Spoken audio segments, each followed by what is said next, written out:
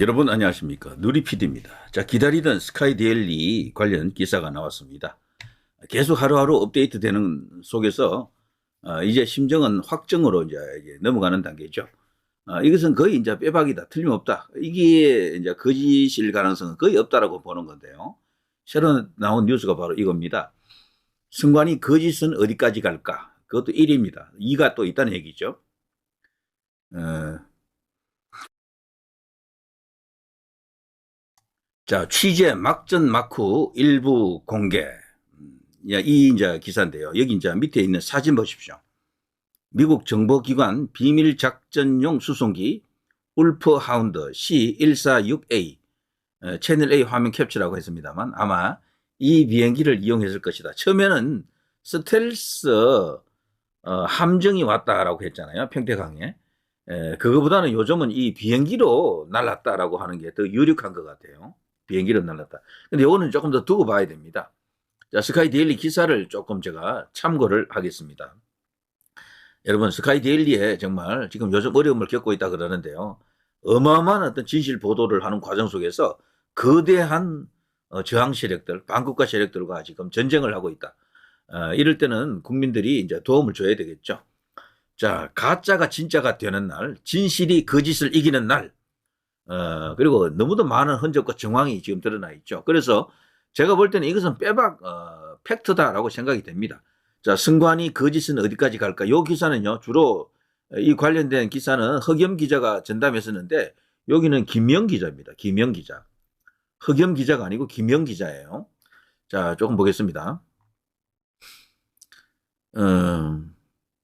자, 일단은 중국인 간첩이 체포되어 가지고 오키나와로 압송됐다라는 이야기는 제가 반복하지 않겠습니다. 이건 뭐 너무 다 알고 계신 거고요. 자, 그렇게 되자 극좌 친중 종북 매체들은 스카이데일리 보도를 가짜 뉴스라고 낙인 찍었죠. 통상 이런 엄청난 뉴스가 터지면 사실관계 확인을 위해 기자들이 분주하게 움직일 텐데 그런데 이들은 그렇게 움직이지 않았습니다. 오히려 메시지를 전한 메신저를 공개했죠. 메시지는 부정선거다 혹은 중국인 간첩들을 압송해서 주일 미군 기지로 압송했다. 이런 게 이제 메시지인데 메시지를 확인하려고 안 하고 그 메시지를 전한 스카이 데일리를 가짜 뉴스라고 하면서 공개했던 거죠. 그래서 원래 좌파들이 잘하는 게요. 메시지가 정상이면 메시지가 맞으면은 그 메신저를 공격합니다. 이제 그런 식이죠. 음, 매우 비상식적인 일입니다. 이거는 그들이 어떤 허점을 드러냈다라고 보는 게 맞고요.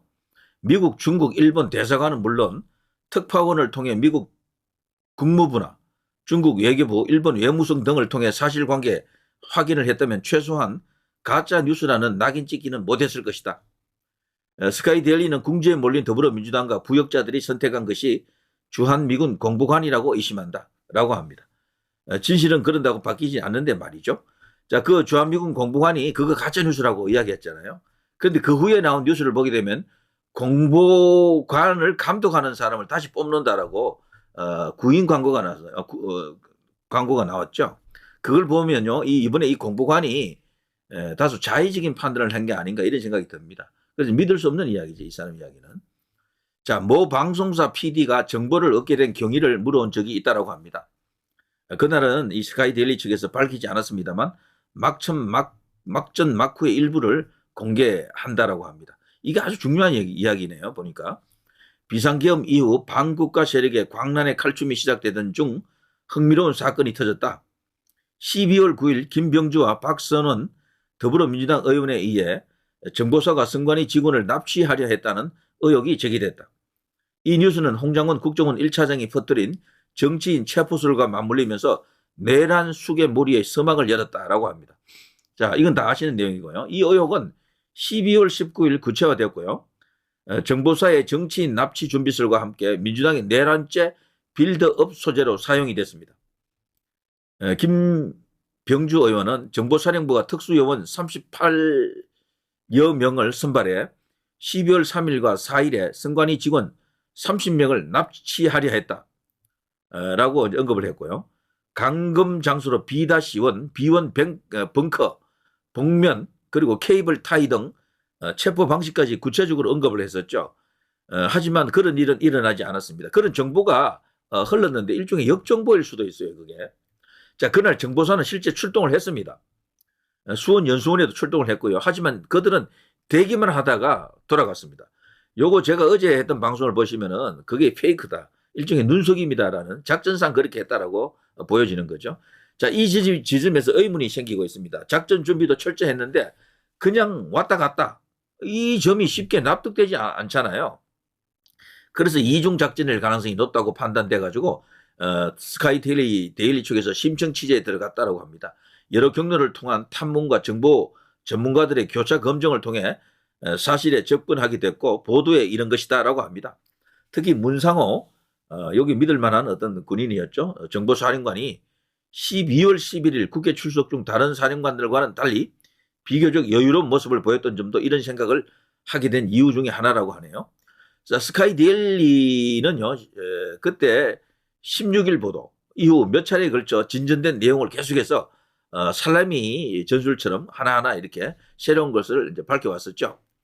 자, 20일에는요, 작전 지역이 연수원 생활관이 아닌 연수원 내 과거 아웹 AWEB, 요게 이제 국제 선거 관련 기관입니다. 여기는 대한민국이 주동이 되어서 만든 국제 선거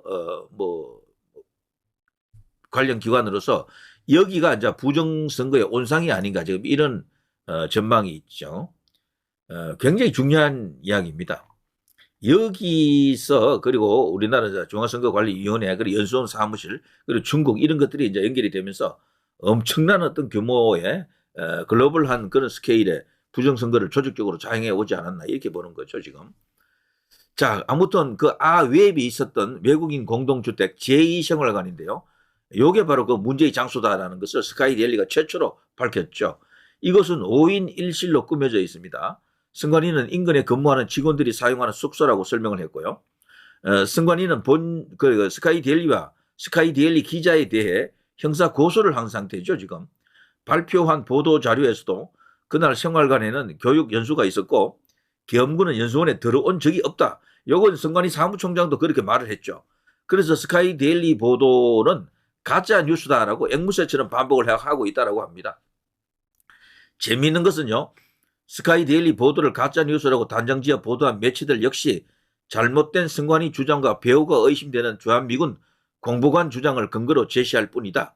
실질적으로 그것이 가짜 뉴스임을 그들이 입증을 못했어요. 완전히 그 반박을 못했다니까요. 자, 아무튼 그들이 조금이라도 진실에 접근할 의사가 있었다면요. 승관위에서 12월 3일 이후 사라진 중국인 사무원이 있었는지를 물어본 후 작전 시점 전후에 외국인 사무원 기숙 현황 등을 요청해 확인하면 됐겠죠. 일부 우파 매체에서는 접근을 했지만 승관이 대응은 모래새로 일관했습니다. 아예 알아보려고도 안 했고 그게 노출되는 것을 막으려고 했던 거죠. 자, 진실을 밝힐 간단한 방법이 있는데도 불구하고 승관이는 왜 회피하면서 형사고소라는 이상한 방법을 택했을까요? 언론을 상대로 형사고소라고 하는 것이 저게 이제 통하기가 참 어렵거든요. 자, 윤석열 대통령 변호인단은 헌법재판소에서 승관이가 고용한 외국인 선거사무원 고용 현황 자료를 요청한 상태죠. 스카이 데일리는 중국인 간첩들이 실업수당을 타기도 했다고 특종 보도한 바 있죠. 이것조차도요, 알아보면 금방 알아볼 수 있는 건데도 이것조차도 확인하는 과정이 없죠, 지금. 이건 국회에서 국민의힘 의원들도 할 수 있는 것들인데 안 되고 있고요. 자, 달리 말하면 이들의 명단을 가지고 있기 때문에 승관이가 거짓 자료를 제출할 경우 진위를 입증할 수 있기 때문에 그걸 못하고 있다는 거죠. 그래서 스카이 데일리 보도는 거의 팩트일 것이다라고 이제 보는 겁니다.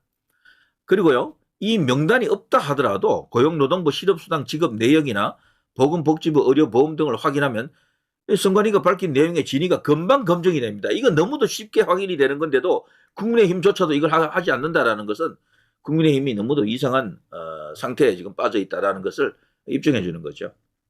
자, 범죄 수사에서는 흔히 흔적이 곧 증거가 된다고 합니다. 그걸 이제 승관이도 잘 알고 있을 텐데요.